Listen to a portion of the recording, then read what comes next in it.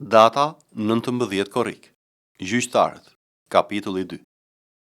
Por ëngjëlli i Zotit u ngjit nga Gilgali në Bokim dhe tha: Unë ju nxora nga Egjipti dhe ju çova në vendin që isha betuar t'u jepja etërve tuaj. Kisha thënë gjithashtu, nuk do ta prish kurrë beslidhjen time me ju, por ju nuk do të lidhni asnjë aleancë me banorët e këtij vendi dhe do të shemni altaret e tyre. Por ju nuk ju bindet zërit tim. Përse e bët këtë?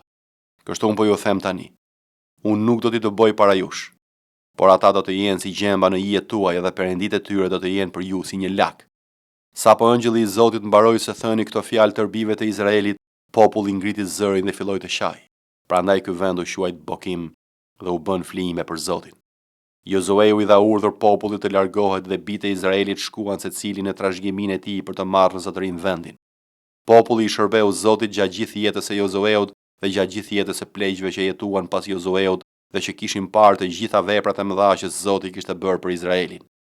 Pastaj Jozueu, biri i Nunit dhe shërbëtori i Zotit, vdiq në moshën 110 vjeç dhe e varrosën në territorin e trashëgimisë së tij në Timath Heres, në krahinën malore të Efraimit, në veri të malit Gash. Kur tëra i brez u bashkua me etrit e vet, mbas atij doli një brez i ri që nuk e njihte Zotin, as veprat që kishte bërë për Izraelin.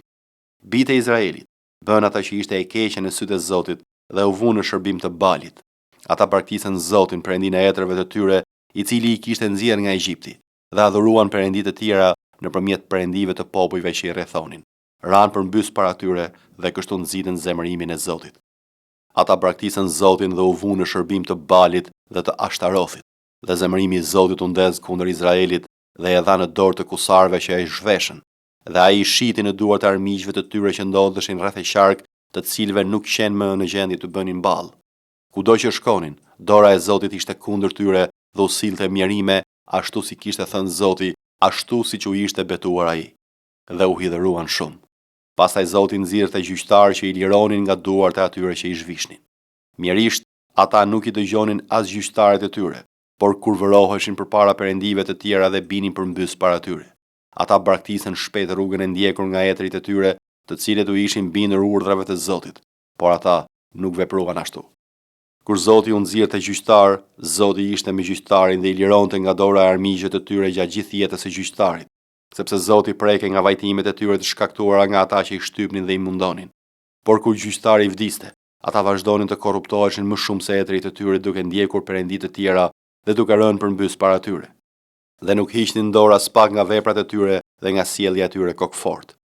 Prandaj mëria e Zotit u ndez kundër Izraelit, dhe ai tha: Duke qenë se ky kom ka shkelur beslidhjen që unë isha përfunduar me etrit e tyre dhe ata nuk janë bindur zërit tim, edhe unë nuk do të doboj më para tyre asnjë prej komeve që Jozueu la kur vdiq.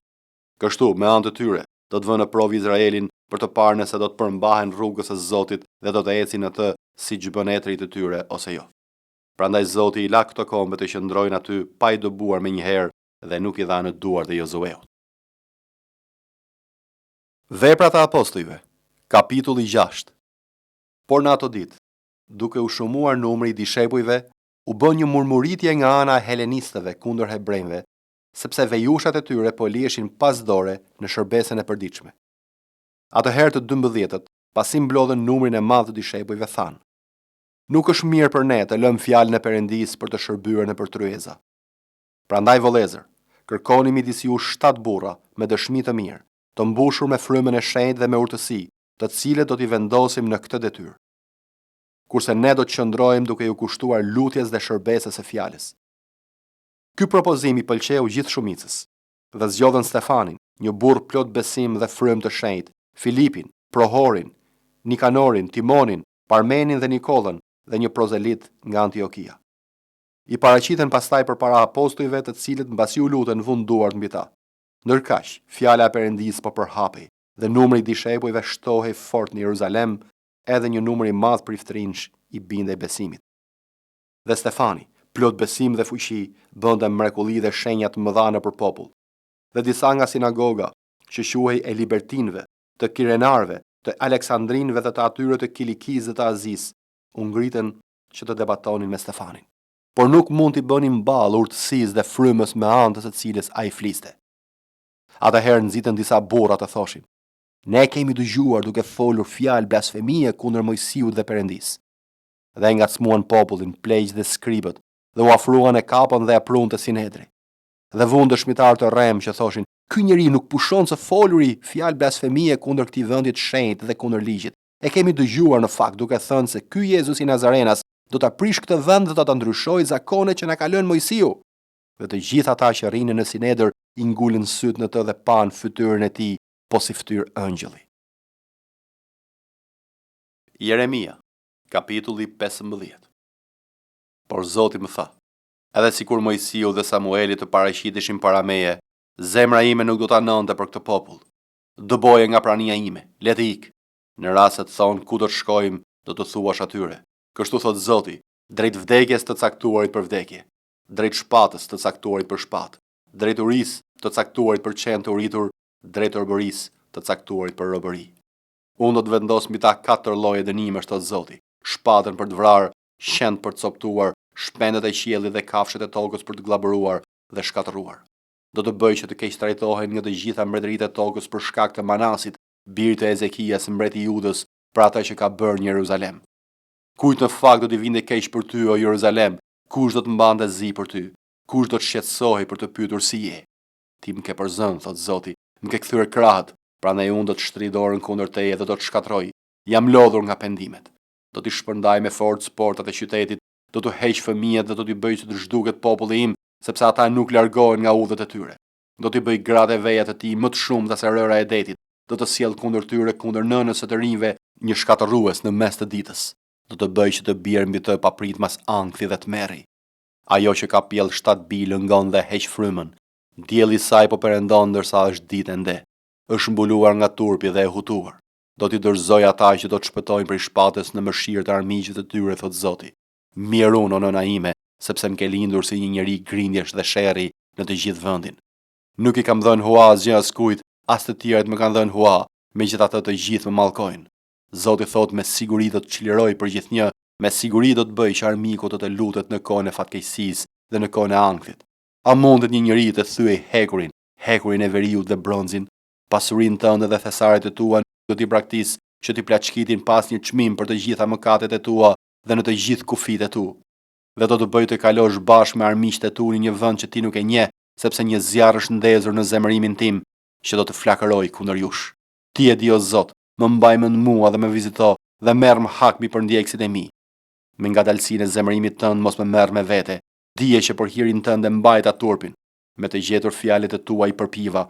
Fjala jote ka qenë për mua gëzimi dhe gazi zemrës sime, sepse emri yt thirret mbi mua, o Zot, Perëndi i ushtrive.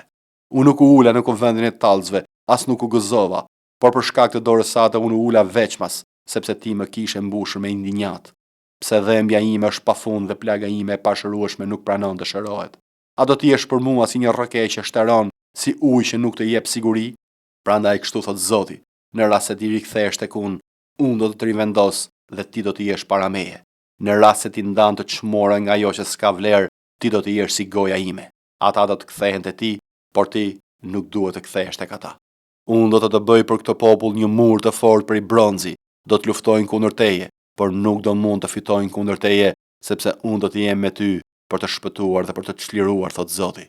Do të shpengoj nga duart e njerëzve të këqij dhe do të shpengoj nga duart e njerëzve të dhunshëm. Marku, kapitulli i parë. Fillimi i ungjillit të Jezu Krishtit, birit të Perëndis. Ashtu si është shkruar te profetët. Ja, unë po dërgoj para fytyrës sate lajmëtarin tim, që do të përgatit udhën tënde përpara teje. Zëri i atij që bërtet në shkretë e tir, përgatitni udhën e Zotit, drejtoni shtigjet e tij. Gjoni erdhi në shkretë e tir duke pagzuar dhe duke predikuar një pagzim pendese për faljen e mëkateve. Dhe gjithë vendi Judes dhe ata nga Jeruzalemi shkonin tek ai dhe pagëzoheshin të gjithë nga ai në lumin Jordan, duke rrëfyer mëkatet e tyre. Por Gjoni ishte i veshur me lesh dhe veje dhe me një brez lëkure përreth ijeve dhe hante karkaleca dhe mjalë të egër. Dhe predikonte duke thënë: Pas meje po vjen një që është më i fortë se unë. Unë nuk jam i denjë as të ulem para tij për t'i zgjidhur rripat e sandaleve të tij. Unë ju pagëzova me ujë, ndërsa ai do t'ju pagëzoj me frymën e shenjtë. Dhe ndodhin ato ditë që Jezusi erdhi nga Nazareti i Galiles dhe u pagëzua nga gjoni në Jordan. Dhe menjëherë, kur po dilte nga ujë, pasaj qiejt po hapeshin dhe fryma po zbriste mbi të si pollumb. Dhe një zë erdhi nga qiejt: "Ti je biri im i dashur, në të cilin gjeta pëlqim." Dhe fill pas kësaj, fryma e çoi në shkretëtir, dhe ishte atje në shkretëtir 40 ditë i tunduar nga Satani, dhe ishte bashkë me bishajt dhe ëngjëjt i shërbenin. Përpasi u burgos gjoni, Jezusi erdhi në Galile duke predikuar ungjillin e mbretërisë së Perëndisë dhe duke thënë: "U mbush koha dhe mbretëria e Perëndisë është afër. Pendohuni dhe besoni në ungjillin." Por ndërsa po kalonte buzdetit e Galiles, ai pa Simonin dhe Andrean, vëllain e tij, të cilët po hidhnin rrjetën në det sepse ishin peshkatar. Dhe Jezusi u tha atyre: "Ejani pas meje, dhe unë do t'ju bëj peshkatar njerëzish." Dhe ata i lanë menjëherë rrjetat dhe e ndoqën. Dhe mbasi eci edhe pak, pa Jakobin, birin e Zebedeut, dhe Gjonin, vëllain e tij, të cilët ndreqnin rrjetat e tyre në bark, dhe i thirri menjëherë, dhe ata e lanë atin e tyre Zebedeu në bark me mëditësit dhe shkuan pas tij. Dhe hynë në Kapernaum, dhe menjëherë të shtunën ai hyri në sinagogë dhe dha mësim. Dhe njerëzit habiteshin nga doktrina e tij sepse ai mësonte si një që ka pushtet dhe jo si skribët.